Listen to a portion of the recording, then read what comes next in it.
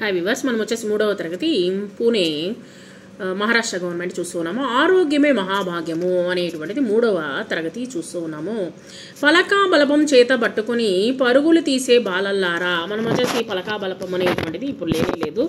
పలకా బలపం పట్టుకునేటువంటి పరుగులు తీసేటువంటి బాలల్లారా, ఆరోగ్యమే మరి మహాభాగ్యమని అంటారు. ఎందుకో వినండి. మనం వచ్చేసి ఆరోగ్యంగా ఉండడమే మహాభాగ్యము. అంటే ఆరోగ్యంగా ఉంటేనే మనం ఏదైనా సరే సాధించగలుగుతాం అనమాట. సో అందువల్ల వచ్చేసి ఆరోగ్యంగా ఉండడము ముఖ్యము అనేటువంటిది ఎందుకో మీరు వినండి. కలిసిమెలిసి మీరు ఆడాలన్నా, కమ్మగా పాటలు పాడాలన్నా, అల్లరి కొంచెం చేయాలన్నా ఆరోగ్యంగా ఉండాలి. సో ఈ విధంగా పాడాలన్నా సరే, మీరు ఆటలు ఆడాలన్నా సరే, మనం వచ్చేసి ఆరోగ్యంగా ఉంటేనే మనం ఇవన్నీ చేయగలుగుతాము, అల్లరి చేయగలుగుతాము. సరే, ఏ విధంగా మనము ఆరోగ్యంగా ఉండాలి? అతి శుభ్రంగా ఉంటేనే మరి ఆరోగ్యంగా ఉంటారండి. మనం వచ్చేసి అతి శుభ్రంగా ఉండాలి. ఆరోగ్యంగా ఉన్న పాపలే ఆనందంగా ఉంటారు.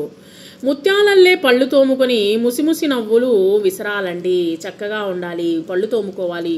రోజు తప్పక స్నానం చేస్తూ తాజాగా మరి ఉండాలండి. మనము చాలా ప్రతిరోజు స్నానం చేయాలి.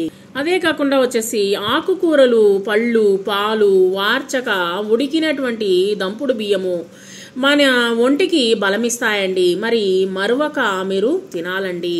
సో ఈ విధంగా వచ్చేసి ఆరోగ్యమే మహాభాగ్యము. పరిశుభ్రంగా ఉండాలి, శుభ్రంగా ఉండాలి, బట్టలు శుభ్రంగా ఉండాలి.